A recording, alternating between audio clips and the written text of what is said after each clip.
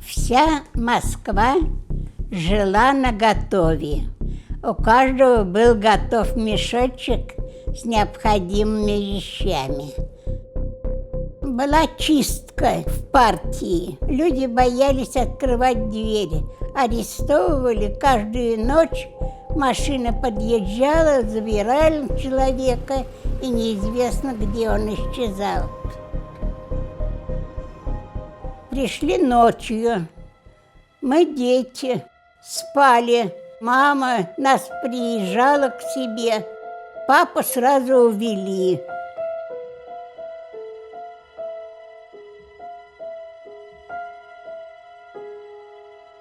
На Арбате мы жили. Я была уже замужем, была беременна на 8-м месяце.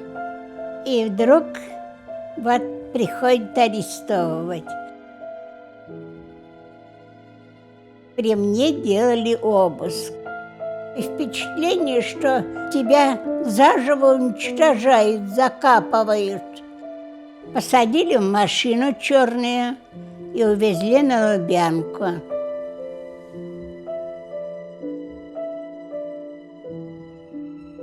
Увезли в Бутырку, в больницу, где я родила мальчика.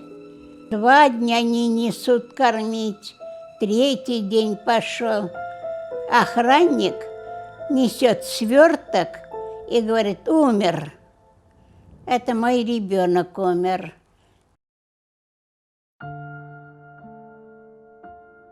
У меня было такое состояние, что я с ума схожу. Ночью на допросе, а днем спать нельзя. Никаких пыток не надо.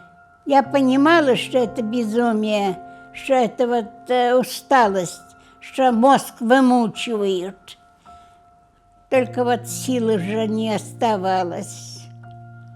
Была в камере женщина, вот тебе 2 спички, вот вставь в веки, сама дреми. Я повернусь к окну, вот вставлю сюда, а они же не очень прочно стоят.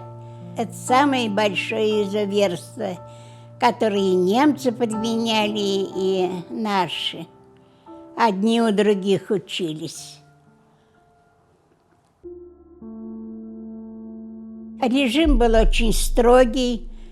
Без права переписки, без права читать газеты.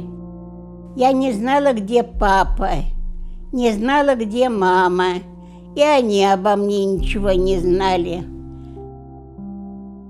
Никто не представляет себе, что такое еда тухлой рыбы. Все думают, что тухлая рыба несъедобная, а нас ею кормили. Червяки вот такие белые. У нас были ведь и академики, химики, и биологи. И они говорили: ешьте червяков, чистый белок. И мы ели. А что было делать? Трудно об этом говорить. Я рассказываю, а душа болит.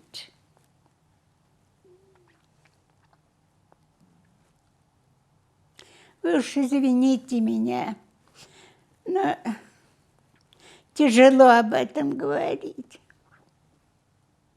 Сколько досталось моим родителям, не дай Бог никому. И ведь ни за что.